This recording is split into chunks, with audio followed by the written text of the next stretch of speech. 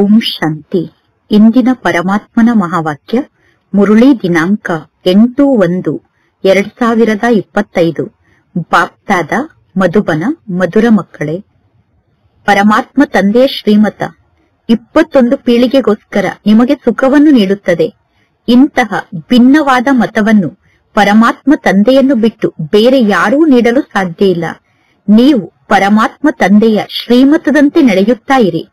ಇಂದಿನ ಪ್ರಶ್ನೆಯಾಗಿದೆ, ಸ್ವಯಂಗೆ ಸ್ವಯಂ ರಾಜ್ಯ ತಿಲಕವನ್ನು ಇಟ್ಟುಕೊಳ್ಳಲು ಸಹಜ ಪುರುಷಾರ್ಥ ಏನಾಗಿದೆ? ಉತ್ತರ. ಫಸ್ಟ್ ಪಾಯಿಂಟ್, ಸ್ವಯಂಗೆ ಸ್ವಯಂ ರಾಜ್ಯ ತಿಲಕವನ್ನು ಇಟ್ಟುಕೊಳ್ಳಲು ಪರಮಾತ್ಮ ತಂದೆಯ ಮೂಲಕ ಎಷ್ಟೆಲ್ಲಾ ಶಿಕ್ಷಣ ಪ್ರಾಪ್ತಿಯಾಗುತ್ತಿದೆ. ಆ ಜ್ಞಾನದ ಶಿಕ್ಷಣದಂತೆ ನಡೆಯಿರಿ. ಇದರಲ್ಲಿ ಕೃಪೆ ಆಶೀರ್ವಾದದ ಮಾತಿಲ್ಲ. ಈ ಜ್ಞಾನದ ಶಿಕ್ಷಣದಲ್ಲಿ ಕೃಪೆ ಅಥವಾ ಆಶೀರ್ವಾದದ ಮಾತಿಲ್ಲ. ಸೆಕೆಂಡ್ ಪಾಯಿಂಟ್, ಪರಮಾತ್ಮ ತಂದೆಯನ್ನು ಅನುಕರಣೆ ಮಾಡಿ, ಬೇರೆ ಯಾರನ್ನೂ ನೋಡಬೇಡಿ. ಮನ್ಮನಾಭವ.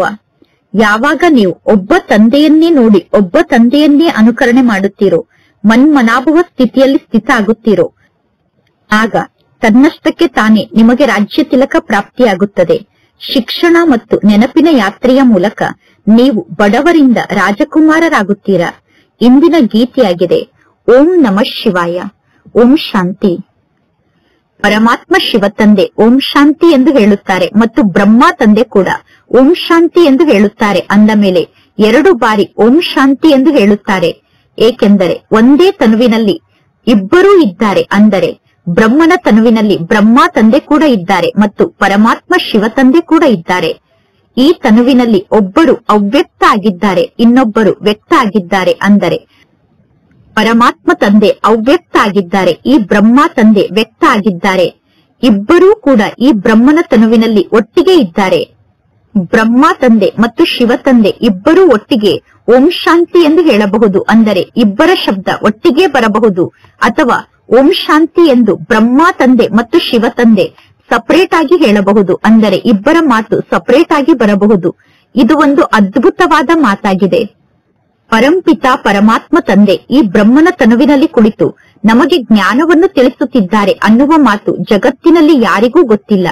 ಈ ಮಾತನ್ನು ಎಲ್ಲೂ ಕೂಡ ಬರೆದಿಲ್ಲ. ಪರಮಾತ್ಮ ತಂದೆ ಕಲ್ಪದ ಮೊದಲೂ ಕೂಡ ಈ ಜ್ಞಾನದ ಮಾತನ್ನು ತಿಳಿಸಿದ್ದರು. ಈಗಲೂ ಕೂಡ ಪರಮಾತ್ಮ ತಂದೆ ತಿಳಿಸುತ್ತಾರೆ, ನಾನು ಈ ಬ್ರಹ್ಮ ತಂದೆಯ ಸಾಧಾರಣ ತನುವಿನಲ್ಲಿ ಪ್ರವೇಶವನ್ನು ಮಾಡುತ್ತೇನೆ.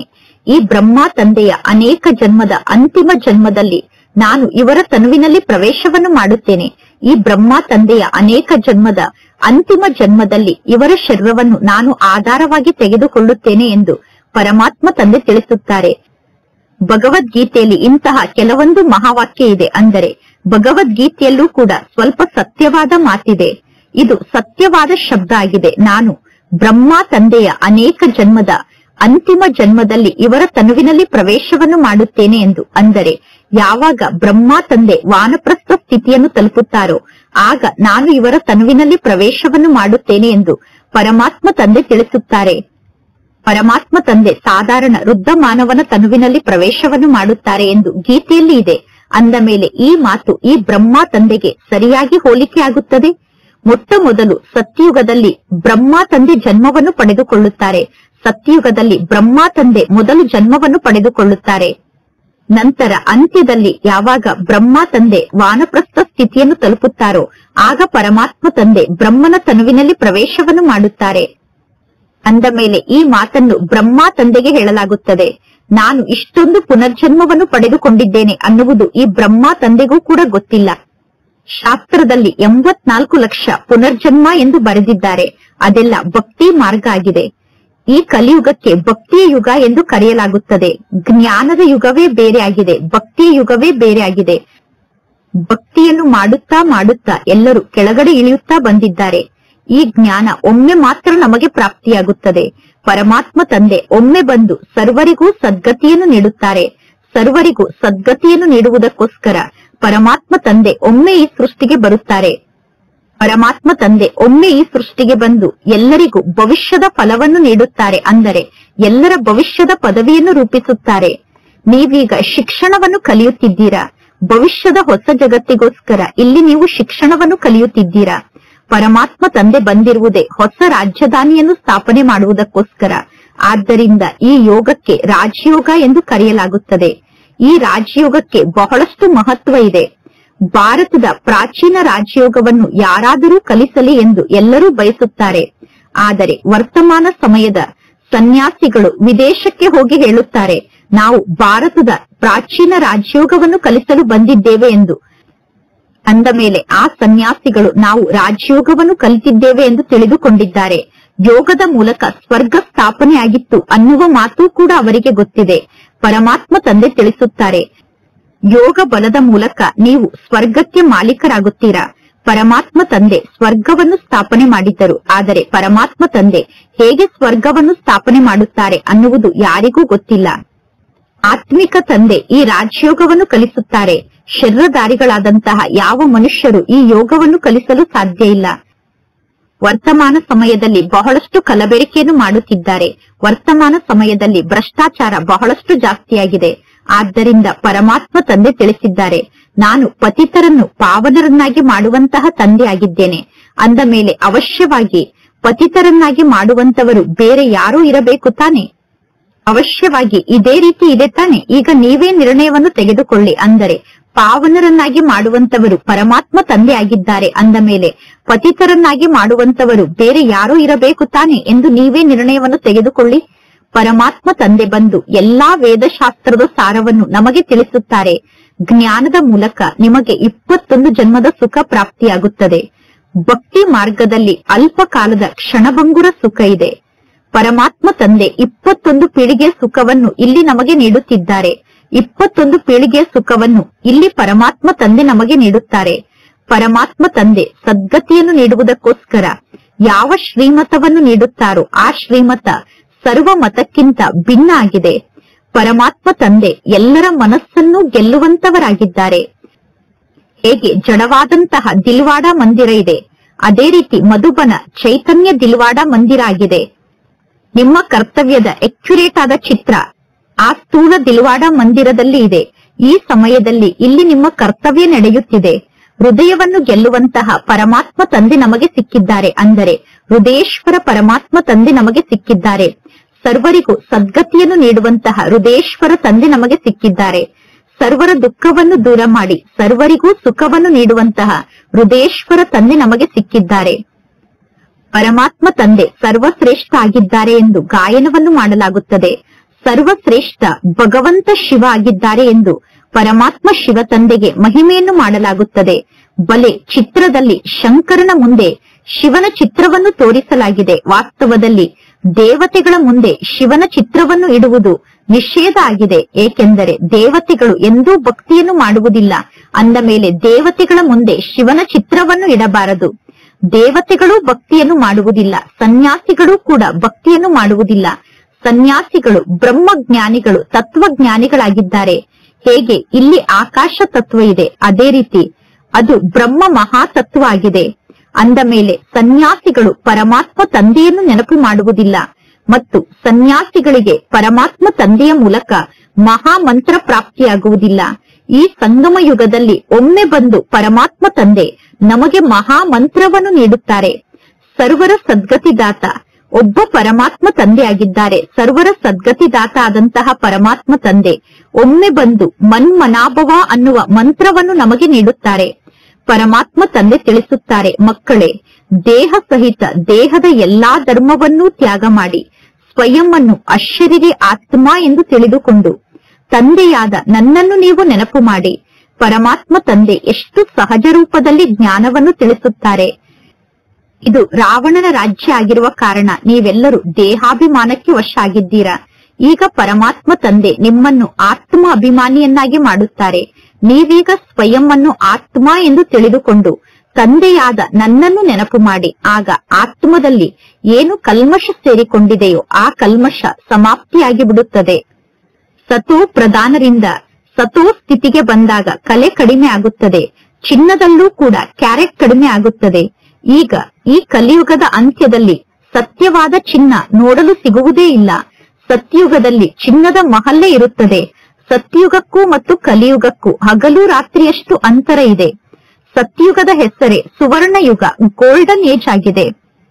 ಸತ್ಯಯುಗದಲ್ಲಿ ಮಣ್ಣಿನ ಇಟ್ಟಿಗೆ ಅಥವಾ ಕಲ್ಲು ಮುಂತಾದದ್ದನ್ನು ಮನೆಯನ್ನು ನಿರ್ಮಾಣ ಮಾಡುವ ಕಾರ್ಯದಲ್ಲಿ ಬಳಸುವುದಿಲ್ಲ. ಬಿಲ್ಡಿಂಗ್ ಅನ್ನು ನಿರ್ಮಾಣ ಮಾಡುವಾಗ ಆ ಬಿಲ್ಡಿಂಗ್ ನಲ್ಲಿ ಬೆಳ್ಳಿ ಮತ್ತು ಚಿನ್ನವನ್ನು ಬಿಟ್ಟು ಬೇರೆ ಯಾವ ಕೊಳಕನ್ನೂ ಕೂಡ ಸತ್ಯಯುಗದಲ್ಲಿ ಸೇರಿಸುವುದಿಲ್ಲ. ಸತ್ಯಯುಗದಲ್ಲಿ ಬೇರೆ ಯಾವುದೇ ಕೊಳಕಿನಿಂದ ಬಿಲ್ಡಿಂಗ್ ಅನ್ನು ನಿರ್ಮಾಣ ಮಾಡುವುದಿಲ್ಲ. ಸತ್ಯಯುಗದಲ್ಲಿ ಬೆಳ್ಳಿ ಮತ್ತು ಚಿನ್ನದ ಮೂಲಕ ಬಿಲ್ಡಿಂಗ್ ಅನ್ನು ನಿರ್ಮಾಣ ಮಾಡುತ್ತಾರೆ. ವಿಜ್ಞಾನದ ಮೂಲಕ ಸತ್ಯಯುಗದಲ್ಲಿ ಬಹಳಷ್ಟು ಸುಖ ಸಿಗುತ್ತದೆ. ನಾಟಕದಲ್ಲಿ ಇದೇ ರೀತಿ ಫಿಕ್ಸ್ ಆಗಿದೆ. ಈ ಸಮಯದಲ್ಲಿ ವಿಜ್ಞಾನಿಗಳು ಕೂಡ ಅಹಂಕಾರಕ್ಕೆ ವಶ ಆಗಿದ್ದಾರೆ. ಸತ್ಯಯುಗದಲ್ಲಿ ಇರುವಂತಹ ವಿಜ್ಞಾನಿಗಳಿಗೆ ಅಹಂಕಾರಕ್ಕೆ ವಶ ಆದಂತಹ ಅಭಿಮಾನಿಗಳು ಎಂದು ಕರೆಯುವುದಿಲ್ಲ. ಸತ್ಯಯುಗದಲ್ಲಿ ವಿಜ್ಞಾನ ನಿಮಗೆ ಸುಖವನ್ನು ನೀಡುತ್ತದೆ. ಸತ್ಯಯುಗದಲ್ಲಿ ವಿಜ್ಞಾನದ ಶಕ್ತಿಯ ಮೂಲಕ ನಿಮಗೆ ಸುಖ ಪ್ರಾಪ್ತಿಯಾಗುತ್ತದೆ. ಈ ಕಲಿಯುಗದಲ್ಲಿ ವಿಜ್ಞಾನದ ಶಕ್ತಿಯ ಮೂಲಕ ಅಲ್ಪ ಕಾಲದ ಸುಖ ಸಿಗುತ್ತದೆ. ನಂತರ ಅದೇ ವಿಜ್ಞಾನದ ಶಕ್ತಿಯ ಮೂಲಕ ಬಹಳಷ್ಟು ದುಃಖ ಪ್ರಾಪ್ತಿಯಾಗುತ್ತದೆ. ಎಷ್ಟೆಲ್ಲಾ ಬಾಂಬ್ಸ್ ಅನ್ನು ವಿನಾಶಕ್ಕೋಸ್ಕರ ವಿಜ್ಞಾನಿಗಳು ತಯಾರು ಮಾಡುತ್ತಿರುತ್ತಾರೆ. ಅನ್ಯರಿಗೆ ಬಾಂಬ್ಸ್ ಅನ್ನು ನಿರ್ಮಾಣ ಮಾಡಬೇಡಿ ಎಂದು ಅನ್ಯರನ್ನು ಬಾಂಬ್ಸ್ ಅನ್ನು ನಿರ್ಮಾಣ ಮಾಡದಂತೆ ತಡೆಯುತ್ತಾರೆ. ಆದರೆ ತಾವು ಸ್ವಯಂ ಪುನಃ ಬಾಂಬ್ಸ್ ಅನ್ನು ನಿರ್ಮಾಣ ಮಾಡುತ್ತಾರೆ. ಈ ಬಾಂಬ್ಸ್ ಗಳ ಮೂಲಕ ನಮಗೂ ಸಾವು ಬರುತ್ತದೆ ಅನ್ನುವುದು ಕೂಡ ಅವರಿಗೆ ಗೊತ್ತಿದೆ. ಆದರೂ ಕೂಡ ಬಾಂಬ್ಸ್ ಅನ್ನು ನಿರ್ಮಾಣ ಮಾಡುತ್ತಾರೆ. ಈ ಬಾಂಬ್ನ ಮೂಲಕ ಸ್ವಯಂನ ನಾಶ ಆಗುತ್ತದೆ ಎಂದು ಗೊತ್ತಿದ್ದರೂ ಕೂಡ ವಿಜ್ಞಾನಿಗಳು ಬಾಂಬ್ಸ್ ಅನ್ನು ನಿರ್ಮಾಣ ಮಾಡುತ್ತಾರೆ. ಏಕೆಂದರೆ ಈಗ ಎಲ್ಲರ ಬುದ್ಧಿ ಸತ್ತು ಹೋಗಿದೆ. ಇದೆಲ್ಲವೂ ನಾಟಕದಲ್ಲಿ ಫಿಕ್ಸ್ ಆಗಿದೆ. ವಿಜ್ಞಾನಿಗಳು ಬಾಂಬ್ಸ್ ಅನ್ನು ನಿರ್ಮಾಣ ಮಾಡದೆ ಹಾಗೆ ಇರಲು ಸಾಧ್ಯ ಇಲ್ಲ. ಮನುಷ್ಯರು ತಿಳಿದುಕೊಂಡಿದ್ದಾರೆ ಈ ಬಾಂಬ್ಸ್ ನ ಮೂಲಕ ಅವಶ್ಯವಾಗಿ ನಮಗೆ ಸಾವು ಬರುತ್ತದೆ ಎಂದು. ಆದರೂ ಯಾರೋ ನಮಗೆ ಪ್ರೇರಣೆಯನ್ನು ನೀಡುತ್ತಿದ್ದಾರೆ. ಯಾರು ಪ್ರೇರಣೆಯನ್ನು ನೀಡುತ್ತಿದ್ದಾರೋ ಅನ್ನುವುದು ನಮಗೆ ಗೊತ್ತಿಲ್ಲ ಎಂದು ಅವರು ಹೇಳುತ್ತಾರೆ. ನಮಗೆ ಈ ಬಾಂಬ್ಸ್ ಅನ್ನು ನಿರ್ಮಾಣ ಮಾಡದೇ ಇರಲು ಸಾಧ್ಯ ಆಗುತ್ತಿಲ್ಲ. ಏಕೆಂದರೆ ಯಾರೋ ನಮಗೆ ಪ್ರೇರಣೆಯನ್ನು ನೀಡುತ್ತಿದ್ದಾರೆ ಎಂದು ವಿಜ್ಞಾನಿಗಳು ಹೇಳುತ್ತಾರೆ. ಅಂದ ಮೇಲೆ ಅವಶ್ಯವಾಗಿ ಅವರು ಬಾಂಬ್ಸ್ ಅನ್ನು ನಿರ್ಮಾಣ ಮಾಡಲೇಬೇಕು. ವಿನಾಶ ಆಗುವುದೂ ಕೂಡ ಈ ನಾಟಕದಲ್ಲಿ ಫಿಕ್ಸ್ ಆಗಿದೆ. ಬಲೆ ಯಾರು ಎಷ್ಟೇ ಶಾಂತಿಯ ಬಹುಮಾನವನ್ನು ನೀಡಿದರೂ ಕೂಡ ಶಾಂತಿಯನ್ನು ಸ್ಥಾಪನೆ ಮಾಡುವಂತವರು ಒಬ್ಬ ಪರಮಾತ್ಮ ತಂದೆಯಾಗಿದ್ದಾರೆ. ಶಾಂತಿಯ ಸಾಗರ ಆದಂತಹ ಪರಮಾತ್ಮ ತಂದೆ ಶಾಂತಿ, ಸುಖ, ಪವಿತ್ರತೆಯ ಆಸ್ತಿಯನ್ನು ನೀಡುತ್ತಾರೆ. ಸತ್ಯಯುಗದಲ್ಲಿ ಬೇಹದ್ದಿನ ಸಂಪತ್ತಿರುತ್ತದೆ. ಸತ್ಯಯುಗದಲ್ಲಿ ಹಾಲಿನ ನದಿಯೇ ಹರಿಯುತ್ತದೆ. ವಿಷ್ಣುವನ್ನು ಕ್ಷೀರ ಸಾಗರದಲ್ಲಿ ತೋರಿಸುತ್ತಾರೆ. ಅಂದ ಮೇಲೆ ಆ ಕ್ಷೀರ ಸಾಗರವನ್ನು ಸತ್ಯಯುಗಕ್ಕೆ ಹೋಲಿಕೆ ಮಾಡಲಾಗುತ್ತದೆ. ಸತ್ಯಯುಗದ ಕ್ಷೀರ ಸಾಗರ ಎಲ್ಲಿ? ಈ ಕಲಿಯುಗದ ವಿಕಾರ ಅನ್ನುವ ವಿಷದ ಸಾಗರ ಎಲ್ಲಿ? ಭಕ್ತಿ ಮಾರ್ಗದಲ್ಲಿ ಪುನಃ ಒಂದು ಕೆರೆಯನ್ನು ನಿರ್ಮಾಣ ಮಾಡಿ ಆ ಕೆರೆಯ ಮಧ್ಯದಲ್ಲಿ ಒಂದು ಕಲ್ಲನ್ನು ಇಟ್ಟು ಆ ಕಲ್ಲಿನ ಮೇಲೆ ವಿಷ್ಣುವನ್ನು ಮಲಗಿಸಿ ಬಿಡುತ್ತಾರೆ.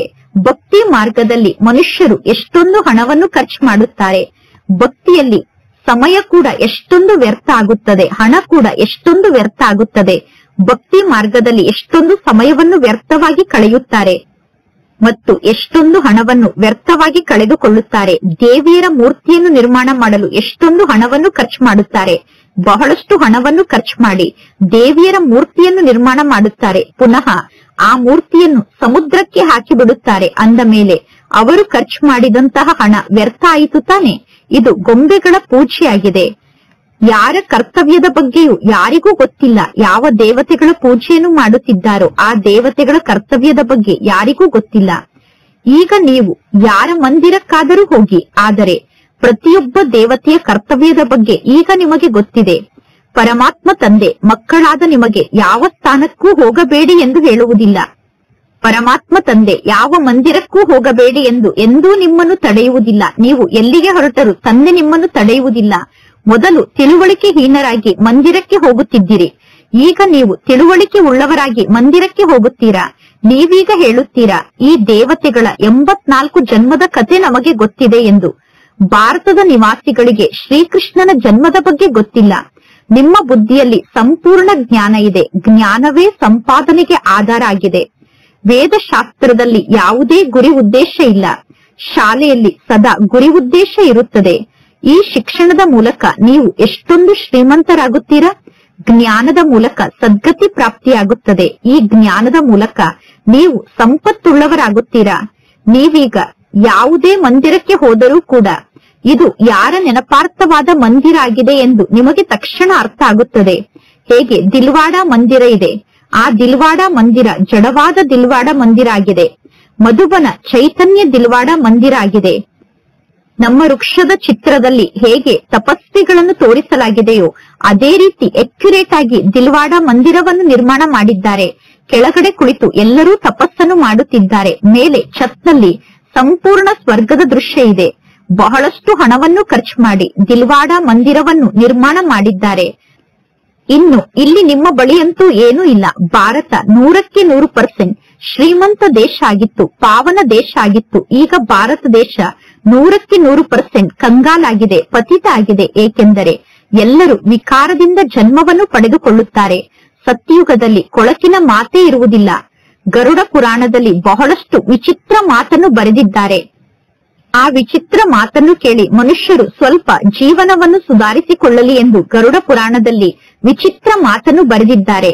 ಆದರೆ ಈ ನಾಟಕದಲ್ಲಿ ಯಾವ ಮನುಷ್ಯರು ಸುಧಾರಣೆ ಆಗುವುದೇ ಇಲ್ಲ. ಈಗ ಈಶ್ವರಿಯ ರಾಜ್ಯ ಸ್ಥಾಪನೆ ಆಗುತ್ತಾ ಇದೆ. ಈಗ ಈಶ್ವರ ತಂದೆ ಬಂದು ಸ್ವರ್ಗವನ್ನು ಸ್ಥಾಪನೆ ಮಾಡುತ್ತಿದ್ದಾರೆ. ಈಶ್ವರ ತಂದೆ ಸ್ವರ್ಗವನ್ನು ಸ್ಥಾಪನೆ ಮಾಡುತ್ತಾರೆ. ಆದ್ದರಿಂದ ಪರಮಾತ್ಮ ತಂದೆಗೆ ಸ್ವರ್ಗದ ರಚಯಿತ ತಂದೆ ಎಂದು ಕರೆಯಲಾಗುತ್ತದೆ. ಪರಮಾತ್ಮ ತಂದೆ ತಿಳಿಸಿದ್ದಾರೆ, ಯೋಧರು ಪರಸ್ಪರ ಆಯುಧಗಳ ಮೂಲಕ ಹೊಡೆದಾಡುತ್ತಾರೆ. ತಮ್ಮ ರಾಜಾರಾಣಿಗೋಸ್ಕರ ಯೋಧರು ಎಷ್ಟೊಂದು ಯುದ್ಧವನ್ನು ಮಾಡುತ್ತಾರೆ.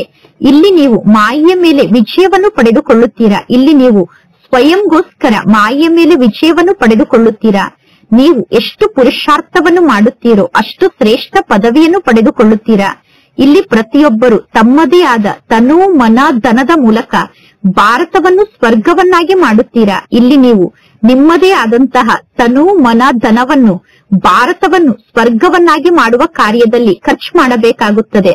ಅಂದರೆ ನಮ್ಮ ಬಳಿ ಇರುವಂತಹ ಹಣವನ್ನು ಭಾರತವನ್ನು ಸ್ವರ್ಗವನ್ನಾಗಿ ಮಾಡುವ ಕಾರ್ಯದಲ್ಲಿ ನಾವು ಖರ್ಚು ಮಾಡಬೇಕಾಗುತ್ತದೆ. ಯಾರು ಎಷ್ಟು ಜಾಸ್ತಿ ತನು ಮನ ಧನದಿಂದ ಸೇವೆಯನ್ನು ಮಾಡುತ್ತಾರೋ ಅವರು ಅಷ್ಟು ಶ್ರೇಷ್ಠ ಪದವಿಯನ್ನು ಪಡೆದುಕೊಳ್ಳುತ್ತಾರೆ. ಇಲ್ಲಿ ಏನೂ ಕೂಡ ಉಳಿಯುವುದಿಲ್ಲ. ನಿಮ್ಮ ಹಣ ನಿಮ್ಮ ಬಳಿ ಉಳಿಯುವುದಿಲ್ಲ, ಎಲ್ಲವೂ ನಾಶ ಆಗುತ್ತದೆ. ಈ ಸಮಯದ ಬಗ್ಗೆ ಗಾಯನ ಕೂಡ ಇದೆ. ಕೆಲವರ ಬಳಿ ಇರುವಂತಹ ಹಣ ಮಣ್ಣು ಪಾಲಾಗುತ್ತದೆ. ಇನ್ನು ಕೆಲವರ ಹಣವನ್ನು ಗೌರ್ಮೆಂಟ್ ತೆಗೆದುಕೊಳ್ಳುತ್ತದೆ. ಇನ್ನು ಕೆಲವರ ಹಣವನ್ನು ಕಳ್ಳರು ಲೂಟಿ ಮಾಡಿಕೊಂಡು ಹೋಗುತ್ತಾರೆ ಎಂದು. ಈಗ ಪರಮಾತ್ಮ ತಂದೆ ಬಂದಿದ್ದಾರೆ. ನಿಮಗೆ ರಾಜ್ಯ ಭಾಗ್ಯವನ್ನು ಪ್ರಾಪ್ತಿ ಮಾಡಿಸಲು ಪರಮಾತ್ಮ ತಂದೆ ಬಂದಿದ್ದಾರೆ. ಪರಮಾತ್ಮ ತಂದೆ ತಿಳಿಸುತ್ತಾರೆ, ಈಗ ನೀವು ನಿಮ್ಮ ತನು ಮನ ಧನವನ್ನು ಪರಮಾತ್ಮ ತಂದೆಯ ಸೇವೆಯಲ್ಲಿ ತೊಡಗಿಸಿ. ಈ ಬ್ರಹ್ಮ ತಂದೆ ತಮ್ಮ ಸರ್ವಸ್ವವನ್ನೂ ಕೂಡ ಈಶ್ವರನ ಸೇವೆಗೋಸ್ಕರ ಅರ್ಪಣೆ ಮಾಡಿದರು. ಆದ್ದರಿಂದ ಈ ಬ್ರಹ್ಮ ತಂದೆಗೆ ಮಹಾದಾನಿ ಎಂದು ಕರೆಯಲಾಗುತ್ತದೆ. ವಿನಾಶಿ ಧನದ ದಾನವನ್ನು ಮಾಡುತ್ತಾರೆ.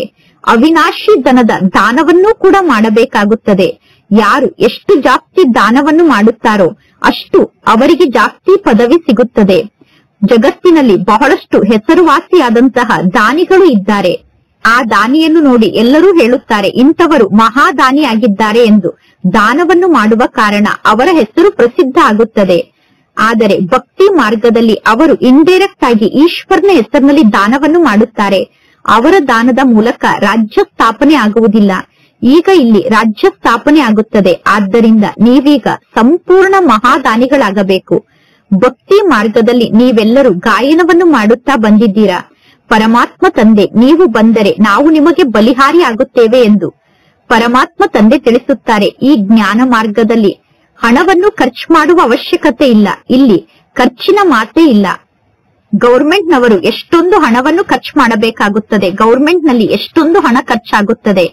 ಇಲ್ಲಿ ನೀವು ನಿಮಗೋಸ್ಕರ ಎಲ್ಲವನ್ನೂ ಮಾಡಿಕೊಳ್ಳುತ್ತಿದ್ದೀರಾ. ಇಲ್ಲಿ ನೀವು ನಿಮ್ಮ ಭವಿಷ್ಯಕ್ಕೋಸ್ಕರ ನೀವು ಸ್ವಯಂ ಸೇವೆಯನ್ನು ಮಾಡುತ್ತಿದ್ದೀರಾ. ಬಲೆ ನೀವು 8 ಮಣಿಯ ಮಾಲೆಯಲ್ಲಿ ಬನ್ನಿ ಅಥವಾ 108 ಮಣಿಯ ಮಾಲೆಯಲ್ಲಿ ಬನ್ನಿ ಅಥವಾ 16,108 ಮಣಿಯ ಮಾಲೆಯಲ್ಲಿ ಬನ್ನಿ.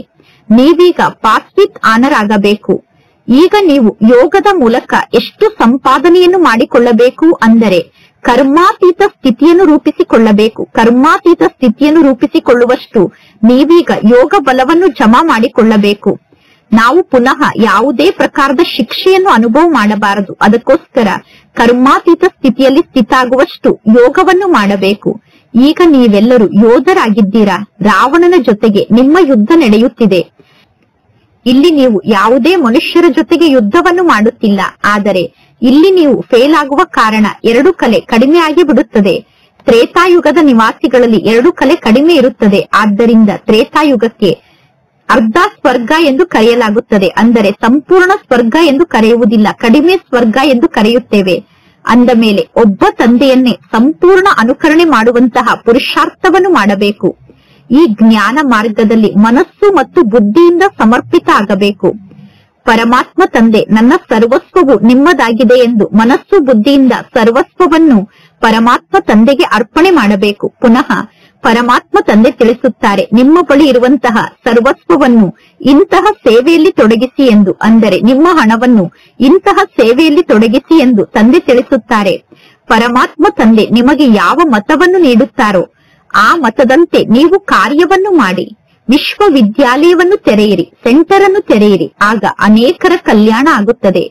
ಕೇವಲ ಒಬ್ಬ ಪರಮಾತ್ಮ ತಂದೆಯನ್ನು ನೆನಪು ಮಾಡಿ ಮತ್ತು ತಂದೆಯ ಮೂಲಕ ಆಸ್ತಿಯನ್ನು ಪಡೆದುಕೊಳ್ಳಿ ಅನ್ನುವ ಸಂದೇಶವನ್ನು ಎಲ್ಲರಿಗೂ ನೀಡಬೇಕು. ಮಕ್ಕಳಾದ ನಿಮಗೆ ಸಂದೇಶಿಗಳು ಎಂದು ಕರೆಯಲಾಗುತ್ತದೆ. ನೀವೆಲ್ಲರೂ ಸಂದೇಶಿಗಳಾಗಿದ್ದೀರಾ, ನೀವೆಲ್ಲರೂ ಮೆಸೆಂಜರ್ ಆಗಿದ್ದೀರಾ. ಅಂದ ಮೇಲೆ ಶಿವತಂದೆ ಬ್ರಹ್ಮನ ತನುವಿನ ಮೂಲಕ ತಿಳಿಸುತ್ತಿದ್ದಾರೆ, ತಂದೆಯಾದ ನನ್ನೊಬ್ಬನನ್ನೇ ನೀವು ನೆನಪು ಮಾಡಿ, ಆಗ ನಿಮ್ಮ ವಿಕರ್ಮ ವಿನಾಶ ಆಗುತ್ತದೆ ಮತ್ತು ನಿಮಗೆ ಜೀವನ್ ಮುಕ್ತಿ ಪ್ರಾಪ್ತಿಯಾಗುತ್ತದೆ ಅನ್ನುವ ಸಂದೇಶವನ್ನು ನೀವು ಎಲ್ಲರಿಗೂ ನೀಡಬೇಕು. ಈ ಸಮಯದಲ್ಲಿ ಎಲ್ಲರೂ ಜೀವನ ಬಂಧನದಲ್ಲಿ ಸಿಕ್ಕಿ ಹಾಕಿಕೊಂಡಿದ್ದಾರೆ. ಪುನಃ ಎಲ್ಲರೂ ಜೀವನ್ ಮುಕ್ತಿಯನ್ನು ಪ್ರಾಪ್ತಿ ಮಾಡಿಕೊಳ್ಳುತ್ತಾರೆ. ಪರಮಾತ್ಮ ತಂದೆ ತಿಳಿಸುತ್ತಾರೆ, ನಾನು ಭಾರತದಲ್ಲೇ ಬರುತ್ತೇನೆ. ಈ ನಾಟಕ ಅನಾದಿಯಿಂದ ಮಾಡಲ್ಪಟ್ಟಿದೆ. ಈ ನಾಟಕ ಯಾವಾಗ ಪ್ರಾರಂಭ ಆಯಿತು, ಈ ನಾಟಕ ಪುನಃ ಯಾವಾಗ ಮುಗಿಯುತ್ತದೆ, ಯಾವಾಗ ಈ ನಾಟಕದ ಅಂತ್ಯ ಆಗುತ್ತದೆ ಅನ್ನುವ ಪ್ರಶ್ನೆ ಇಲ್ಲಿ ಉತ್ಪನ್ನ ಆಗಲು ಸಾಧ್ಯ ಇಲ್ಲ. ಈ ನಾಟಕ ಅನಾದಿಯಿಂದ ನಡೆಯುತ್ತಿದೆ, ಸದಾ ನಡೆಯುತ್ತಿರುತ್ತದೆ. ಆತ್ಮ ಬಹಳ ಸೂಕ್ಷ್ಮವಾದ ಒಂದು ಸಣ್ಣ ಬಿಂದು ಆಗಿದೆ. ಇಷ್ಟು ಸಣ್ಣ ಬಿಂದು ಆದಂತಹ ಆತ್ಮದಲ್ಲಿ ಅವಿನಾಶಿ ಪಾತ್ರ ಫಿಕ್ಸ್ ಆಗಿದೆ. ಇದೆಲ್ಲ ಬಹಳಷ್ಟು ರಹಸ್ಯದ ಮಾತಾಗಿದೆ. ಆತ್ಮ ನಕ್ಷತ್ರದಂತೆ ಒಂದು ಸಣ್ಣ ಬಿಂದು ಆಗಿದೆ. ಮಾತೆಯರೂ ಕೂಡ ಮಸ್ತಕದ ಮಧ್ಯದಲ್ಲಿ ಬಿಂದುವಿನ ರೂಪದಲ್ಲಿ ತಿಲಕವನ್ನು ಹಚ್ಚಿಕೊಳ್ಳುತ್ತಾರೆ. ಈಗ ಮಕ್ಕಳಾದ ನೀವು ಪುರುಷಾರ್ಥದ ಮೂಲಕ ನಿಮಗೆ ನೀವೇ ರಾಜ್ಯ ತಿಲಕವನ್ನು ಪ್ರಾಪ್ತಿ ಮಾಡಿಸಿಕೊಳ್ಳುತ್ತಿದ್ದೀರಾ. ಪುರುಷಾರ್ಥದ ಮೂಲಕ ನಿಮಗೆ ನೀವೇ ರಾಜ್ಯ ತಿಲಕವನ್ನು ಇಟ್ಟುಕೊಳ್ಳುತ್ತೀರಾ. ಪರಮಾತ್ಮ ತಂದೆ ನೀಡುತ್ತಿರುವ ಶಿಕ್ಷಣದಂತೆ ನೀವು ಚೆನ್ನಾಗಿ ನಡೆದುಕೊಂಡರೆ, ಅಂದರೆ ತಂದೆ ಯಾವ ಶಿಕ್ಷಣವನ್ನು ಕಲಿಸುತ್ತಿದ್ದಾರೋ ಆ ಶಿಕ್ಷಣವನ್ನು ಚೆನ್ನಾಗಿ ಕಲಿತರೆ ನಿಮಗೆ ನೀವೇ ರಾಜ್ಯ ತಿಲಕವನ್ನು ಪ್ರಾಪ್ತಿ ಮಾಡಿಸಿಕೊಂಡಂತೆ. ಈ ಜ್ಞಾನ ಮಾರ್ಗದಲ್ಲಿ ಪರಮಾತ್ಮ ತಂದೆ ಆಶೀರ್ವಾದವನ್ನು ಮಾಡುತ್ತಾರೆ ಅಥವಾ ಕೃಪೆಯನ್ನು ತೋರಿಸುತ್ತಾರೆ ಎಂದು ತಿಳಿದುಕೊಳ್ಳಬೇಡಿ. ಇಲ್ಲಿ ನಿಮಗೆ ನೀವೇ ರಾಜ್ಯ ತಿಲಕವನ್ನು ಇಟ್ಟುಕೊಳ್ಳಬೇಕು. ಇದೇ ನಿಜವಾದ ರಾಜ್ಯ ತಿಲಕ ಆಗಿದೆ. ಒಬ್ಬ ತಂದೆಯನ್ನು ಅನುಕರಣೆ ಮಾಡುವಂತಹ ಪುರುಷಾರ್ಥವನ್ನು ಮಾಡಬೇಕು, ಬೇರೆ ಯಾರನ್ನೂ ನೋಡಬಾರದು. ಒಬ್ಬ ತಂದೆಯನ್ನೇ ಅನುಕರಣೆ ಮಾಡುವುದು ಕೂಡ ಮನ್ಮನಾಭವ ಸ್ಥಿತಿಯಾಗಿದೆ. ನೀವು ಒಬ್ಬ ತಂದೆಯ ನೆನಪಿನಲ್ಲಿ ಸ್ಥಿತ ಆದರೆ, ಮನ್ಮನಾಭವ ಸ್ಥಿತಿಯಲ್ಲಿ ಸ್ಥಿತ ಆದರೆ ತನ್ನಷ್ಟಕ್ಕೆ ತಾನೇ ರಾಜ್ಯ ತಿಲಕ ಪ್ರಾಪ್ತಿಯಾಗುತ್ತದೆ. ಪರಮಾತ್ಮ ತಂದೆ ರಾಜ್ಯ ತಿಲಕವನ್ನು ನೀಡುವುದಿಲ್ಲ. ಇದು ರಾಜಯೋಗ ಆಗಿದೆ. ಬಡವರಿಂದ ನೀವೀಗ ರಾಜಕುಮಾರರಾಗುತ್ತೀರಾ. ಅಂದ ಮೇಲೆ ನೀವು ಬಹಳ ಚೆನ್ನಾಗಿ ಪುರುಷಾರ್ಥವನ್ನು ಮಾಡಬೇಕು. ಇಲ್ಲಿ ನೀವು ಈ ಬ್ರಹ್ಮ ತಂದೆಯನ್ನು ಅನುಕರಣೆ ಮಾಡಬೇಕು. ಇದೆಲ್ಲ ಅರ್ಥ ಮಾಡಿಕೊಳ್ಳುವಂತಹ ಜ್ಞಾನದ ಮಾತಾಗಿದೆ. ಶಿಕ್ಷಣದ ಮೂಲಕ ಸಂಪಾದನೆ ಆಗುತ್ತದೆ. ಎಷ್ಟು ಜಾಸ್ತಿ ಯೋಗದಲ್ಲಿ ಸ್ಥಿತ ಆಗುತ್ತೀರೋ ಅಷ್ಟು ಜ್ಞಾನ ಧಾರಣೆ ಆಗುತ್ತದೆ. ಯೋಗದಲ್ಲೇ ಪರಿಶ್ರಮ ಇದೆ. ಆದ್ದರಿಂದ ಭಾರತದ ರಾಜಯೋಗದ ಬಗ್ಗೆ ಗಾಯನ ಕೂಡ ಇದೆ. ಇನ್ನು ನೀವು ಗಂಗಾ ಸ್ನಾನವನ್ನು ಮಾಡುತ್ತಾ ಬಂದಿದ್ದೀರಾ. ಗಂಗಾ ಸ್ನಾನವನ್ನು ಮಾಡುತ್ತಾ ಮಾಡುತ್ತಾ ನಿಮ್ಮ ಆಯಸ್ಸೇ ಕಡಿಮೆ ಆಗುತ್ತಾ ಬಂದಿದೆ. ಆದರೆ ನೀವು ಪಾವನ ಆಗಲು ಸಾಧ್ಯ ಆಗಿಲ್ಲ. ಭಕ್ತಿ ಮಾರ್ಗದಲ್ಲಿ ಈಶ್ವರನ ಹೆಸರಿನಲ್ಲಿ ಬಡವರಿಗೆ ದಾನವನ್ನು ನೀಡುತ್ತಾರೆ. ಇಲ್ಲಿ ಸ್ವಯಂ ಈಶ್ವರ ತಂದೆ ಬಂದು ಬಡವರನ್ನು ವಿಶ್ವಕ್ಕೆ ಮಾಲೀಕರನ್ನಾಗಿ ಮಾಡುತ್ತಾರೆ. ಇಲ್ಲಿ ಸ್ವಯಂ ಈಶ್ವರ ತಂದೆ ಬಡವರಿಗೆ ವಿಶ್ವದ ರಾಜ್ಯ ಭಾಗ್ಯವನ್ನು ನೀಡುತ್ತಾರೆ. ಏಕೆಂದರೆ ಪರಮಾತ್ಮ ತಂದೆ ಬಡವರ ಬಂಧು ಆಗಿದ್ದಾರೆ. ಭಾರತ ದೇಶ 100% ಶ್ರೀಮಂತ ದೇಶ ಆಗಿತ್ತು. ಈ ಸಮಯದಲ್ಲಿ ಭಾರತ ದೇಶ